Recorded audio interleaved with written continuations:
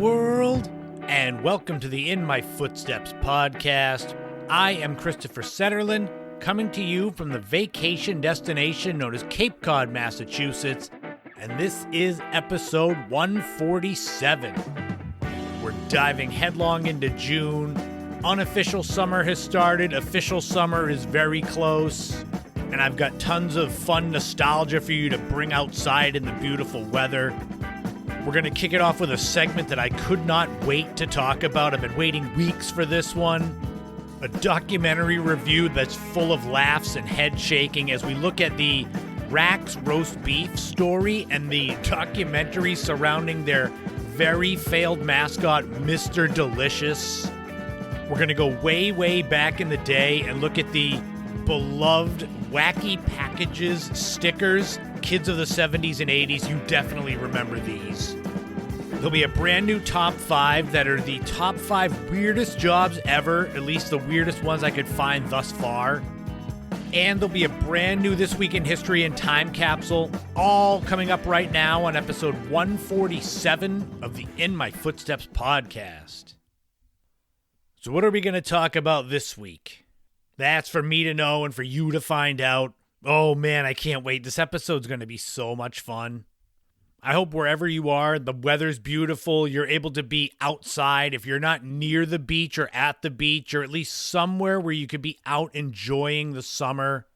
On Cape Cod, currently, we're kind of in the middle here, where the weekends now, it's busy, traffic is everywhere. But during the week, it's kind of how it's been all through the winter and spring. Just a little bit warmer.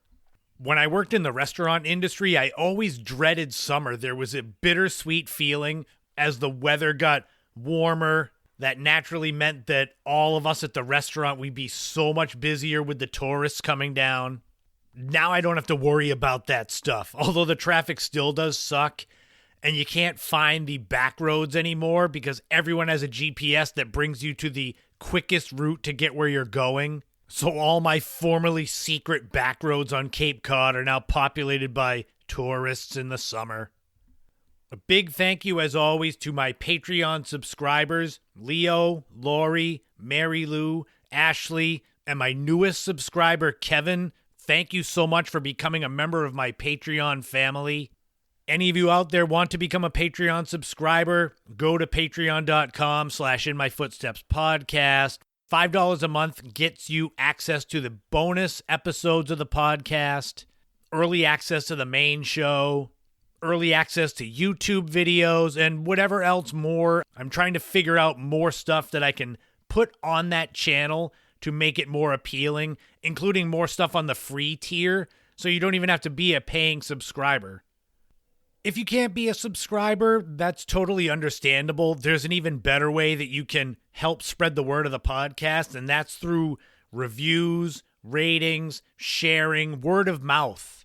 I'm now 3.5 years and 147 episodes into doing this show, so obviously I must enjoy what I'm doing, and hopefully it comes through in the content. I figure the more episodes I have, the more likely it is someone's going to stumble upon one of the 147 episodes and enjoy it and then dive into my back catalog. But of course, it doesn't hurt to continue to make content that I think is great. And this segment coming up now to kick the show off is one that I couldn't wait to share. There are naturally fails in marketing, in advertising. There are mascot fails for products. Ones that just don't connect with the audience. And then there's a mascot that basically torpedoes a fast food franchise. So let's go back 30 years and look at a documentary I'm going to review, or mockumentary, and talk and laugh about Mr. Delicious and the demise of Rax Roast Beef, coming up right now on episode 147 of the In My Footsteps podcast. Oh man, this is a segment I've anticipated for weeks. So in all honesty, about a month ago, I was just roaming around the internet looking for things for future podcast topics when I happened upon an article from cracked.com, and the title of it was "The Middle-Aged Mascot That Tanked a Fast Food Chain." So naturally, I was intrigued. And after watching the first advertisement from this mascot, I was hooked. I knew I needed to do a segment on the podcast about it. Then I watched all the ads. Then I found a YouTube channel called the Mr. Delicious Archive. That's where I found that there was a documentary, a 13-minute documentary. So what we're going to do now is we're going to review the documentary, and I'm going to give you all that I know and I've learned about Mr. Delicious and Rax Roast Beef. So let's pop the top on this insanity. Don't worry, this energy drink is not roast beef flavored or Mr. Delicious flavored. So just who is Mr. Delicious? Well, he's this guy. Hello, I'm Mr. Delicious, the new spokesman for Rax Restaurants. My job? To encourage you to enjoy tasty, affordable meals in a more mature dining environment. I know what you're thinking. He's a cartoon. And cartoons are mostly for people who wet their pants. But not Mr. D. He's a special cartoon for adults. Rax Roast Beef is a regional fast food chain, roast beef, like Arby's. It was founded in Springfield, Ohio in 1967. And at their peak in the mid-1980s, there were just over 500 locations. So they were pretty successful.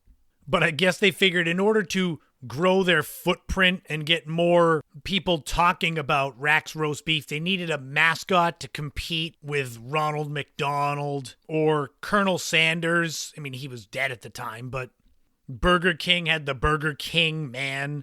Wendy's had Dave Thomas, although he's not a mascot, he was the owner. Or the highly successful Noid from Domino's. You get the point. In 1992, as Rax was starting to flounder, they decided to come up with this mascot. And I can't believe this was real. Mr. Delicious is his name.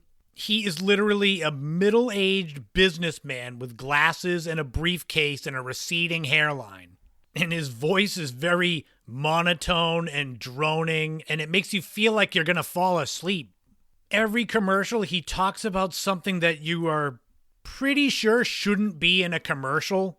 The most famous one being the one where he talks about what it sounds like is getting a vasectomy. I mean, I can't believe these were real. And he'd always end the commercials with his, I guess, catchphrase. Tickety-dee. Followed by the unbelievably inspirational Rax slogan at the time that was, "You can eat here."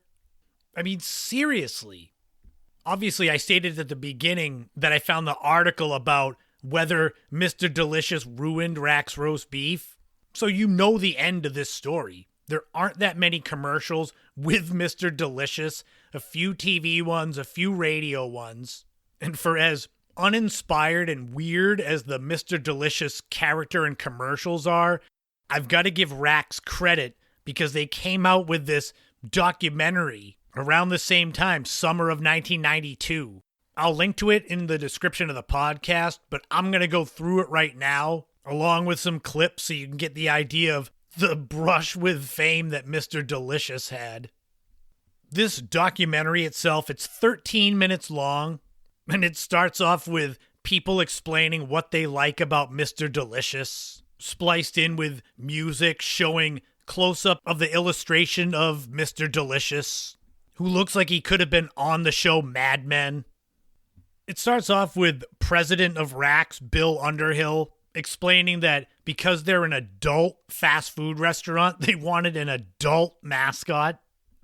I don't know why they wanted to alienate some of their potential audience by being an adult restaurant, but having Mr. Delicious, or Mr. D as he every now and then refers to himself, speak about problems that middle-aged people have, I don't know how that makes you want to go to eat at Rax Roast Beef. President Bill Underhill, he says that the character was meant to be controversial, and that for every negative interaction or review they get about Mr. Delicious, they get hundreds of positive ones. It sounds a little suspect. So they say that Mr. Delicious is relatable because he speaks about everyone's everyday problems. And it flashes to a print ad from Rax and it says Mr. Delicious recommends some twisty fries and a shake after therapy. Naturally, because this documentary was made by Rax, they've got people in there that just go on and on about what they like about Mr. Delicious, because that was what they were probably paid to do and say. And there are other print ads of Mr. Delicious complaining about his wife's cooking, or saying that he likes the value menu because his wife divorced him and took half his money. Did you know the value menu at Rax features lots of adult-sized delectables for only 99 cents? That's right, and that's fortunate.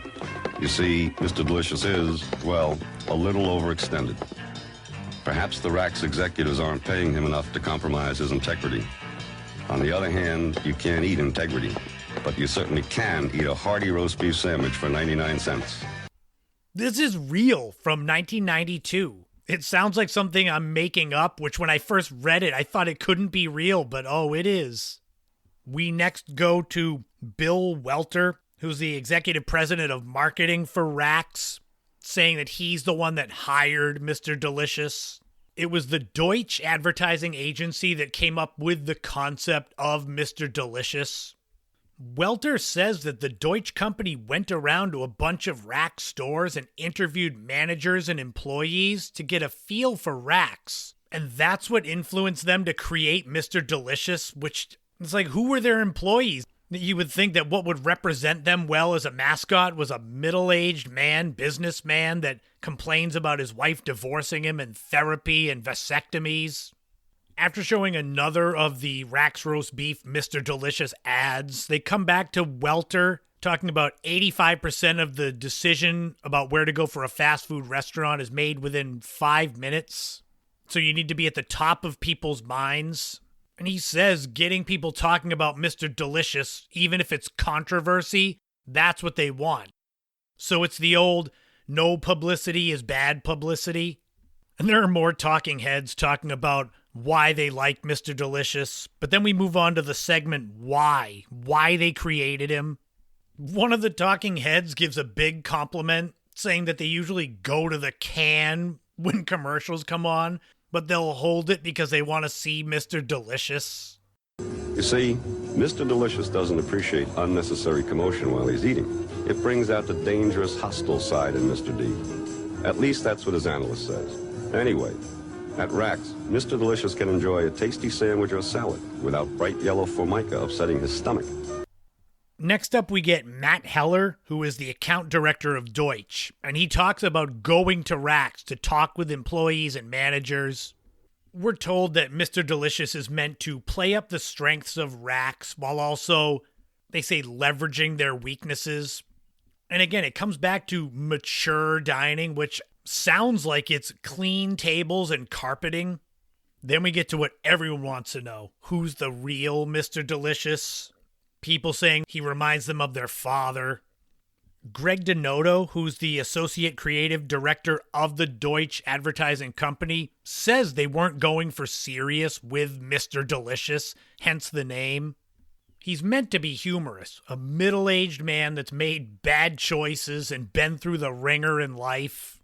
And he's meant to make you laugh, which it does. All the commercials, I laugh, but it's a lot of surprise that this was the final idea for Rax for a mascot. Then they play another radio ad for Mr. Delicious, where he talks about his midlife crisis and buying a Porsche and getting a hair weave and going on a vacation with 2 friends, he calls them. These ads, I mean, they definitely get you thinking and wondering what in the world. And it does come back to Rax Roast Beef and their products. Rax, you can eat here. It's the more that I listen to these ads and see the commercials on TV, I do appreciate the effort by Rax to be different, but they are so far different from anything you were seeing in the early 90s for fast food. At times, it seems like Rax was trying to be everything to everyone. Besides roast beef sandwiches like you'd get at Arby's, they had the fries, but they had pizza and salad. Then there's another radio ad where Mr. Delicious talks about needing to carbo load the next day because he's dehydrated and hungover from a night at the Rusty Anchor, which I swear the Rusty Anchor was a bar on the Golden Girls. Which, yes, I watched that show thanks to my Nana. I like that in this documentary, when they're playing the radio ads, it's obviously just voice. So they're in an actual car, and one of the radio ads, it ends, and when it says that foolish Rax you can eat here slogan, they're pulling into a Rax. So I appreciate that as a person who likes to make videos, films. As we get near the end here, they have a segment that says, how can we help Mr. Delicious? Like through his midlife crisis. The next talking head is Mike Fitzpatrick, Chief Operating Officer of Rax. And through the guise of Mr. Delicious, he kind of talks about how it's hard to be a smaller chain trying to compete with the bigger ones. And he says we need to get behind Mr. Delicious to help him. And he really means get behind Rax to help them grow. Because by this point in 92, they were already in trouble, losing franchises. This is where we get to the most infamous Mr. Delicious ad, where there's value meals, and he says they're in even dollar amounts, which is good so there's no change, because, well, I'll let him tell you. That's just grand, because Mr. Delicious just had some rather delicate surgery. If there's no change, he doesn't have to squirm so much to put it back in his pocket, now does he? He just grabs his combo and drives ever so slowly over the speed bump. Tickety-dee. Then you get a couple of people saying they think Mr. Delicious is rude and obnoxious, and they're told to lighten up, he's just a cartoon.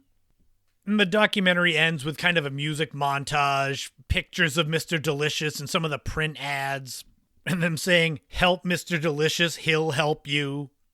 It's not super serious, and it is definitely funny. His ads are wild. I can't believe they're real. So as kind of the post-credits end scene, how did it go for Mr. Delicious? He debuted in the summer of 92, and within a year, Rax Roast Beef had filed for bankruptcy. From that point on, it was a slow and steady decline for Rax Roast Beef. As of May 2024, there are 5 locations still around, and they're in Illinois, Kentucky, and Ohio. And even though you won't see Mr. Delicious there, this beloved, middle-aged businessman mascot that lasted all of a few months is immortalized on YouTube. And I definitely recommend checking out the commercials or the documentary. Help Mr. Delicious and he'll help you. Right, Mr. Delicious? Tickety-dee.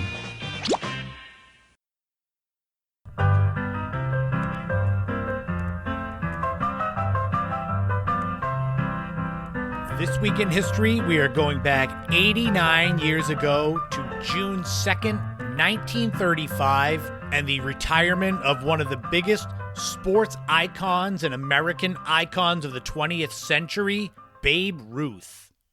For those that may not know much about Babe Ruth, and I mean, God, he retired 40-something years before I was even born.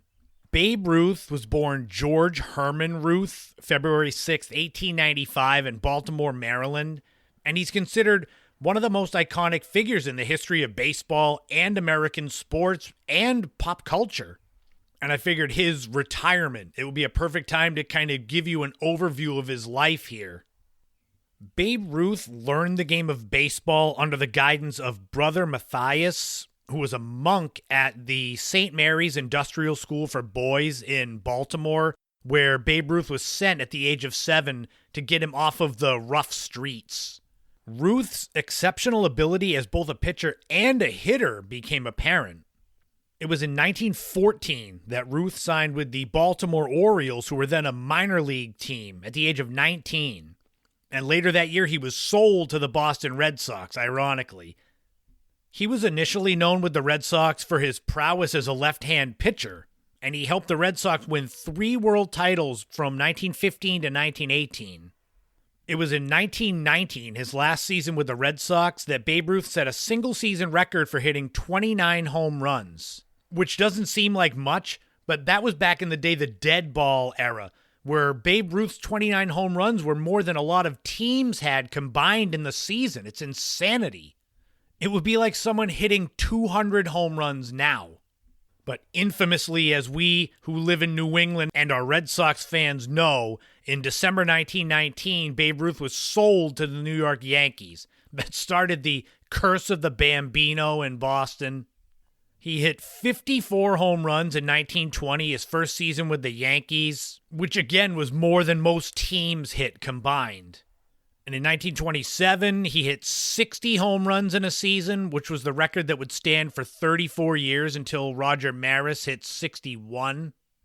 Babe Ruth, in a way, helped to save baseball. In 1919, the infamous Chicago White Sox, the Black Sox scandal, where they threw the World Series and most of the team got suspended for life. Babe Ruth, right after, he made his big presence known with the home run hitting and drew fans back to the game.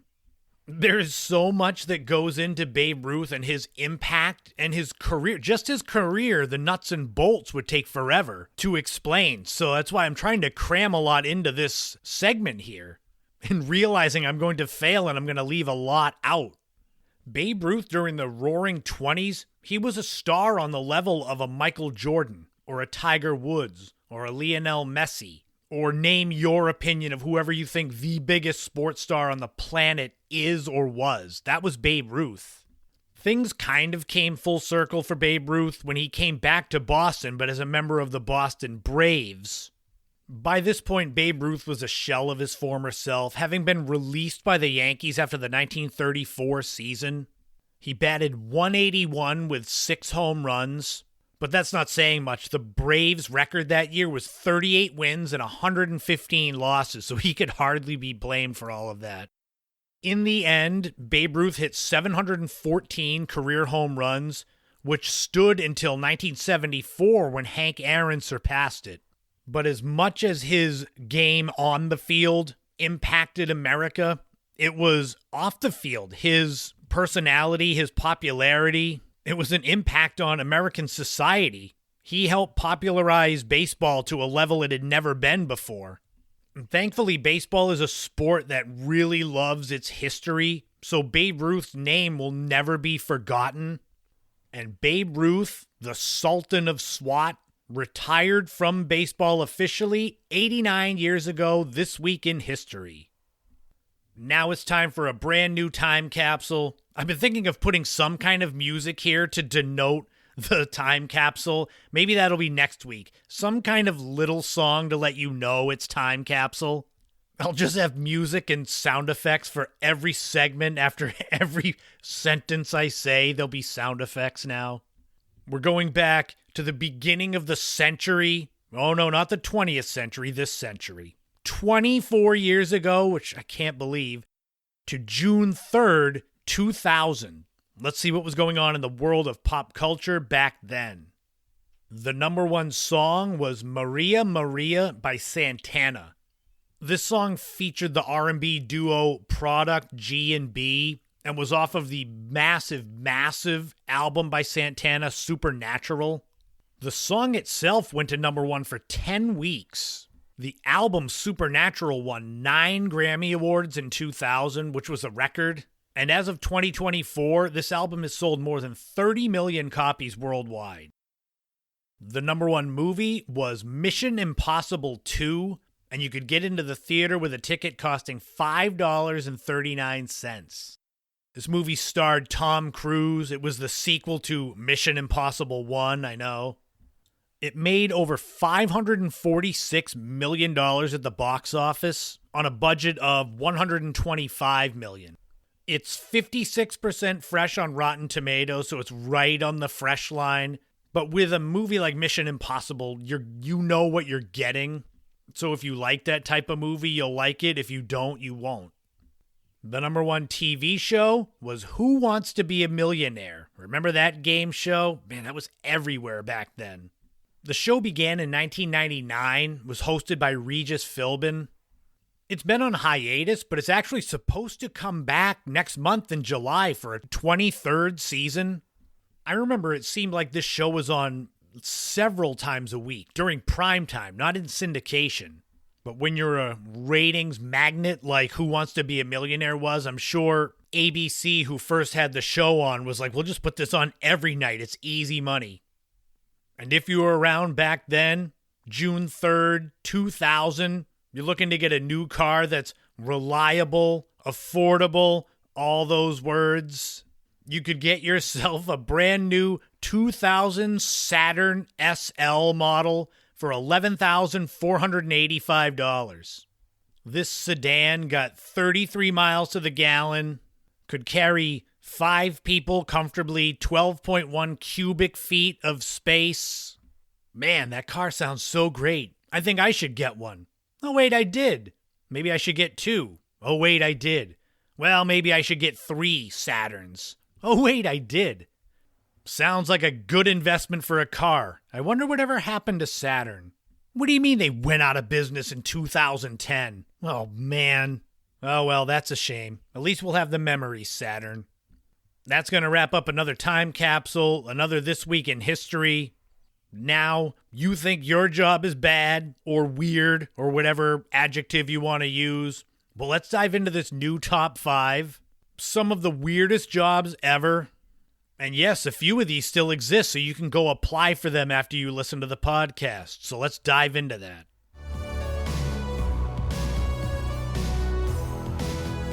I guess weird job, it's all in the eye of the beholder. I don't think I've ever had a really weird job, but that all depends on what your view of a weird job is. Cooking, food prep, landscaping, personal training, stocking shelves, being an author, a writer, a podcaster. You could think any of those are weird. For this week, though, I did my best to research actual weird jobs. I'm thinking that most of these that I talk about, you're going to look at and say, that couldn't have been a real thing. The best part about this, some of these jobs are still going on now, so you could go and apply for these. And these jobs that are still available to this day, I'd love to know if any of you have heard of them, or God, if any of you know people that have had the job. As with most of these top 5s, there are some honorable mentions, and the actual top 5 is in no particular order. And the honorable mentions, I'll try to fly through, but I'm going to have to give a little description to some of these jobs, because I don't think you'll understand what they are just from the name. A heads up. A few of these are pretty gross. So if you're eating right now, maybe put down the food. Honorable mentions for the weirdest jobs ever, at least the weirdest I could find so far, include Tosher, which was basically someone who went into the sewers and scavenged for things that might have been dropped, like coins or jewelry.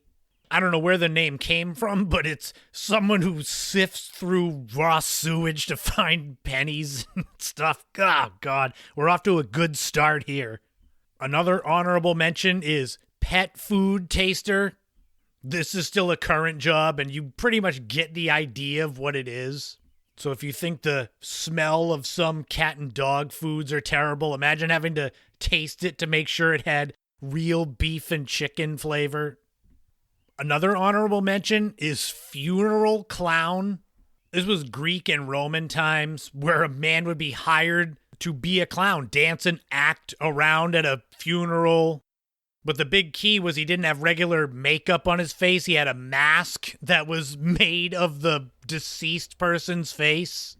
So it's like hiring Leatherface from Texas Chainsaw Massacre to come dance around at the funeral for your grandmother. Another honorable mention, and like I said, put down your food. It's groom of the stool. This was in jolly old England 1,000 years ago. People that would help the monarchs, the royalties, go to the bathroom, clean up the king, and also clean up the toilet seat, which looked more like a padded throne with a hole in it. Ugh. And the last honorable mention is something called a knock-knobbler. Take a moment and think, what do you think a knock-knobbler is? Give up? It was a person hired by the church to eject unruly children and dogs from the church. The first thing I thought of when I saw this was, why were there so many dogs running around in church that they needed to be thrown out? And I don't know where the name knock-knobbler came from. Man, it took a lot to get through those honorable mentions. Let's get into the actual top 5. Looking at them, these are less gross than some of the honorable mentions. Now, I say that, and we're going to start off with number 1, and I'll be going against it already. Weirdest jobs ever? Number 1 is panda fluffer. This is a job you can still have to this day. No, fluffer doesn't mean to wash the panda and blow dry their fur so they look all nice and fluffy. This is to help the pandas get aroused so that they can mate, because pandas are endangered. So you need them to mate and have little pandas. In reading some of the descriptions of this job, it is said that people use feather dusters and extreme caution to get pandas in the mood. Now, before you wonder why people would get into a job like this, tickling pandas' privates to get them excited, these people can make close to $30,000 a year fluffing pandas. So it's not great money. And you could get mauled by a panda, or worse if it gets excited. How about a slightly less dangerous job? Number 2 is human scarecrow. I saw this and thought this would have been something I would have made a skit of with my camcorder with my friends in high school. Ralphie the human scarecrow and his adventures. Sorry to disappoint some of you, but human scarecrow does not mean that you're hung on a pole with a hat on and straw. You're more of a person that is in a field and you either play music or ring a cowbell or just yell at the birds when they show up. So it's not that less crazy than you think, just slightly. This is a job that you can have to this day. And human scarecrows, they make typically just over $300 a week. I don't know what the hours are, if it's sun up to sundown. But for the most part, it seems like you get paid to sit in a field and read a book, which isn't bad unless you're there from sun up to sundown. Then it's not worth it. So you could fluff pandas. You could scare birds away in a field. You want something a little more fun? How about number 3? Dog surfing instructor. Yes, this is a real job that you can get to this day. I'm shocked to find that there's a market for surfing dogs. I mean, I get people that own dogs want to bring them everywhere, put them in a bag and walk them around a store, have them in their shopping cart, or put them in the little wheeled carriage and ride them behind the bike on a bike trail. But bringing your dog with you to surf on the water? The crazy thing, if you have the skill to train a dog to surf, you can make anywhere from $20 to $50 an hour. $50 an hour to teach a dog to surf? Out of all the jobs thus far that I've talked about, this one takes the most skill because you have to know how to surf, A. You have to know canine behavior. I'm assuming for the most part this takes place down in warmer climates, summer resort areas, because I've yet to see on Cape Cod any calls in the local newspapers or job sites for dog surfing instructors. So despite it paying well, it seems like it's a very niche kind of job. Because honestly, I have to watch my money just with groceries and bills. I don't have money to teach my dog how to surf if I had a dog. Speaking of niche jobs, how about number 4? Scuba diving pizza delivery. This is real. This is something that you can apply for, but obviously it's very limited where you can do it. It has to be where there's an underwater resort. The most famous is Jules Undersea Lodge in Key Largo, Florida. To stay there, you've got to put on a wetsuit and dive 30 feet under the water to get to your room. These rooms cost up to $1,700 a night. Oh, but don't worry, you can get pizza delivered underwater. That's where the scuba diving pizza delivery person comes in. For this, obviously, the biggest skill you have to have is scuba diving certificate, some comfort in diving, some experience with that, and maybe even some experience with hospitality. According to an article I read from 2023, you could make as little as $9 an hour doing this. $9 to $25 an hour. So it does not seem like a profitable career. You're not going to retire off of your money you made doing scuba diving pizza delivery. But hey, at least you know if you're going on a delivery with your pizza, you're not going to get robbed going to some abandoned building in the middle of nowhere. It's an underwater resort. Last but not least on this week's Top 5 Weirdest Jobs Ever, this might be the scariest one. Number 5 is a barber surgeon. This I don't think is around anymore, I'm pretty sure, but it is exactly what it sounds like. Someone that cuts your hair, but also does minor surgery, dentistry. This was in the Middle Ages, so nothing recent. But this was back when barbers had those straight razors. So I don't know if people thought, well, if they've got skills with a razor to shave your face without cutting your throat, maybe they can do some surgery. So in the Middle Ages, you could have gone into a barber shop, got a little bit off the top and the sides, got a tooth pulled, maybe get your arm amputated. This is all real. These are things that barbers were qualified to do in the Middle Ages. Like a little off the sides and can you please amputate my foot? Interestingly, a big reason why there were barber surgeons is because physicians at the time found themselves to be above surgery. Like that was below them. And they did more academic work than actually getting their hands dirty, saving people's lives. Could you imagine going to a doctor now and needing surgery and the doctor brings you to a barber shop and says, there you go. So there you have it. Some of the weirdest jobs ever. Some you can still get today, some that are thankfully long gone. Which of these was the weirdest for you?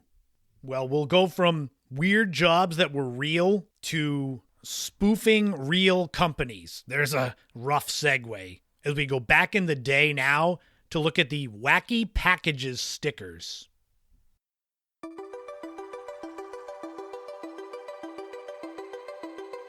As a child of the 80s, I came up on spoof and parody type things like Mad Magazine or Cracked Magazine or Garbage Pail Kids.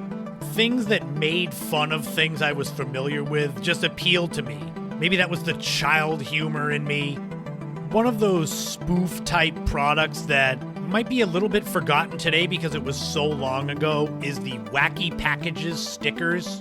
So I figured, why not go way back in the day and look at these spoof product stickers and see what made them so popular with kids of my generation, my age group. Even though Wacky Packages, Wacky Packs, they're still out today. New ones are being made. It's not the same as the original. These stickers, these trading card stickers, were made by Topps, who a lot of people of my age group know Topps from baseball cards. The very first series came out in 1973. When you boil it down to the basics, these Wacky Packages trading cards, they were satirical. They parodied popular consumer products. So it was brands that all kids knew, they saw in stores or had in their homes. For me, right away, it was funny to see something that I was familiar with a different name that made fun of it. That's just how humor is when you're a child. So for example, seeing Crest toothpaste with the package that looks just like the original Crest, but instead it's crust. You see where this is going? If you don't like that type of humor and satire, then you won't like Wacky Packages. What's great is for all of you that remember Wacky Packages and had them, there is a website, wackypacks.com, that has all of it. Pictures of all the cards, you can click on them. Naturally, I'll link to it into the description of the podcast so you can go and reminisce.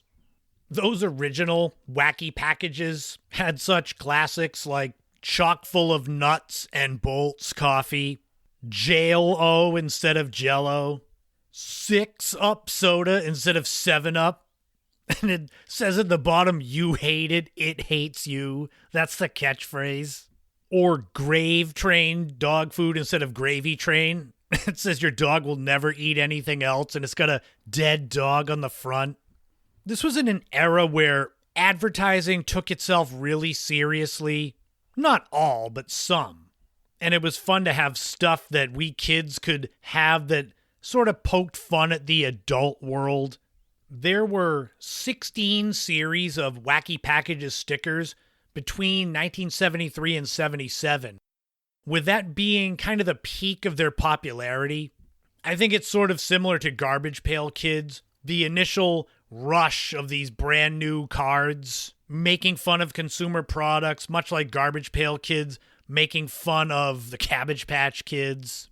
Part of it is I think you get used to it so the novelty wears off, and otherwise, I know with Garbage Pail Kids, it was like they started running out of ideas.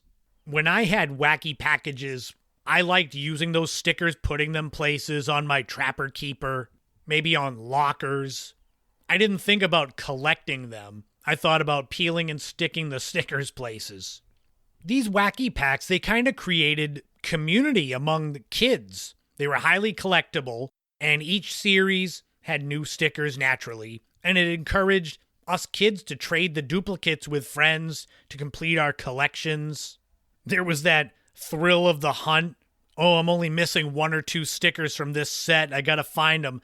Let's go to the corner store and buy packs of them. And then you spend your money on wacky packages or Garbage Pail Kids and get all ones that you already have. Or baseball cards. In the pack, you get the bums that are bench riders. Look up the value of the cards and it's like 3 cents. The wacky packs went on a bit of a hiatus in the late 70s. So the ones that I had my first interaction with was the kind of return in 1985. It was the first all-new set in 9 years. So I was 7, 8 years old, really getting exposed to these. A big thing that I noticed about them, and I'm sure a lot of you that collected them or have seen them would say, is they were visually engaging. They looked good. They were fun to look at. That was due to the artwork of artists like Norm Saunders, Jay Lynch. At first, you'd see the product name, but then there'd be all these other little jokes and references all over the product. One of the ones I really remember liking from that 1985 series was the Aqua Flush, which made fun of Aquafresh toothpaste. I look at it now, and there's all these little jokes and references. Like I didn't know that the toothpaste was sewer flavor that's written on it. Being that I love creativity to this day, I enjoyed trying to think of my own wacky packages, making fun of current products.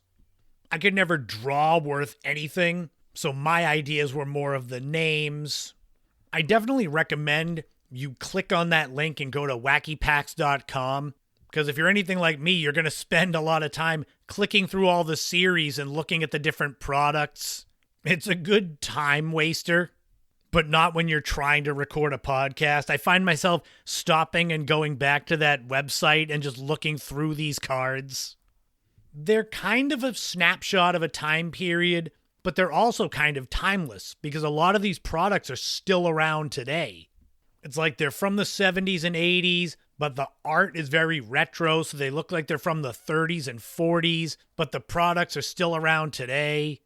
And the fact that there's still wacky packs to this day, I don't know how successful they are, but the fact that they're still around, it proves that the appeal of the wacky packages wasn't just a passing fad. I can vividly remember the open boxes of wacky packages at corner stores. There'd either be a display with several boxes of different cards, or they'd be on top of the glass counter.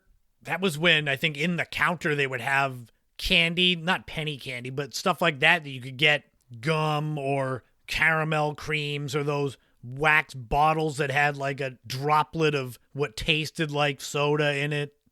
And the wacky packages often had bubble gum with it. I think that bubble gum was the type that if you chewed it, it would splinter and slice the inside of your cheek open. The fact that they were affordable and accessible made it where so many kids of that era had wacky packages. And there was that hiatus. 1985, there was a new set. 1991, there was a new set, and then they kind of went away. Topps was trying to make a new set for 1992, but I don't know why it got shelved kind of in the middle. And wacky packages went away until 2004. And there was a new, all-new series basically every year from 2004 to 2018. The newest ones I could find are from 2023, and I'm clicking through them. The artwork is still great. They look great. And it's what you'd expect. They make fun of products that are around today. Log cabin syrup, Hot Wheels cars, Pert shampoo. Skippy peanut butter, Nutella, all that stuff. For any of you that were collectors out there that had your Wacky packages from way back in the day and you're wondering if they're worth anything, I don't know if eBay is anything to go off of, but I just found a mint set of the 1973 Wacky packages, and this person wants $8,000. I don't know if that's a good deal. I don't know if that's insanity. I guess it's worth whatever someone's willing to pay for them. It looks like that's a little bit high. I'm seeing others that are complete sets from the 70s that are valued at a couple of $1,000, but that's what people are asking for.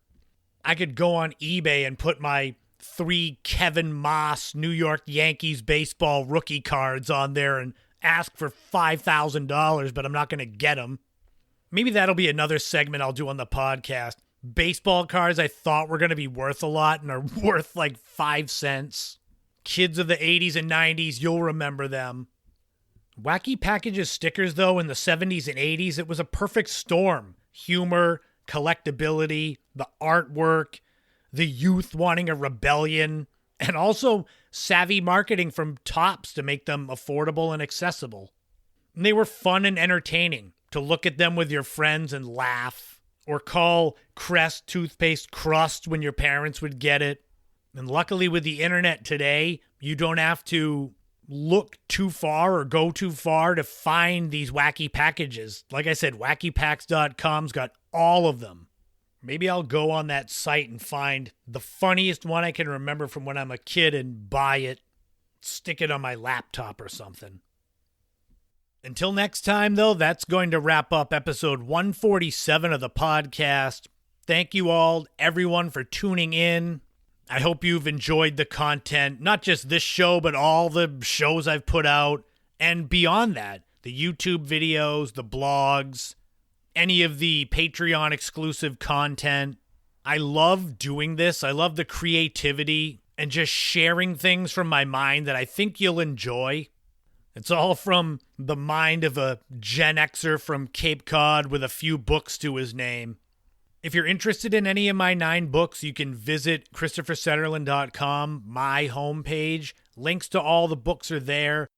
I'll keep you updated as more book events get added to my schedule. Visit theladyofthedunes.com. That's the website I built for the Lady of the Dunes documentary by Frank Durant, my book, Searching for the Lady of the Dunes, and overall information about the infamous Lady of the Dunes murder case from Cape Cod 50 years ago. As far as this show goes, the main podcast, next week is episode 148. I'm going to do a fun movie review as we look back at the 20th anniversary of one of my favorite movies, Napoleon Dynamite. I can't believe it's been 20 years since that movie came out. I'm also going to do a deep dive into a story from my own life, the story behind the most interesting pet we ever had, or at least one of them, the story of Solo the cat. You'll learn all about him next week. I want to take a moment to wish an early birthday to one of my oldest and dearest friends, John. This whole podcast idea and a lot of the structure, the fun, kind of the foolishness sometimes that comes through, a lot of that is traced back to my friendship with John and the audio cassettes that we used to do back freshman year of high school. I want to wish him an early happy birthday, but next week there may be something a little more. Who knows? You'll have to stay tuned. Some of that foolishness and fun from my friendship with John going back well over 30 years, some of that comes through in my Initial Impressions 2.0 blog. Definitely check that out. It's always a quick read, filled with just wackiness from my everyday life, which they're all true things. Either things that happen that I write down, or opinions that are sometimes true, sometimes foolish. At some point, I'm hoping to turn that blog into another podcast. I've had no success in getting one put together yet. It's like something always comes up that stops me from finishing the podcast or even getting started with it. But I'll keep trying, and eventually I'll get an episode out that you can see. A heads up, At the end of this month, June the 26th, is episode 150 of the podcast. I am making that a special listener's choice show. Every segment on the podcast that you hear weekly, I've got choices, and I'm putting up polls all over social media. So you who listen can go on social media, find me all over there. Especially Instagram, that's where I'm going to have a lot of it. Instagram, Threads, X. I'm going to be doing the polls, so you pick what's going to be on episode 150. Luckily, all the choices are things that I want to talk about, so it's not like if something wins, I'm going to be mad and say, no, we're going to have a do-over. So be on the lookout for those polls and let me know what you want to see on episode 150 coming up at the end of the month. Now that the weather is finally cooperating, it's beautiful, everything's in bloom, it's warm. Get outside, like I always say. Enjoy the outdoors. It's good for your mental health. As I get older, summers get shorter every year. It's like the opposite of when I was a kid in school. Summer vacations seem to go on forever, and now it's basically you blink and it's Memorial Day, and you blink again and it's Labor Day. So enjoy every moment you can, because I hate to say it, before you know it, it's going to be cold, maybe snowy, and we'll all be back inside for months at a time. But whether it's warm and sunny and you're outside or it's cold and snowy and you're inside, I'm going to do my best to keep the content going. More episodes of the main podcast, bonus episodes on Patreon, the initial impressions blog for laughs, and hopefully some more YouTube videos as time dictates. And remember, in this life, don't walk in anyone else's footsteps. Create your own path and enjoy every moment you can on this journey we call life, because you never know what tomorrow brings. And until next time, folks, this has been the In My Footsteps podcast. I am Christopher Setterlin, but you already knew that. And I'll talk to you all again soon.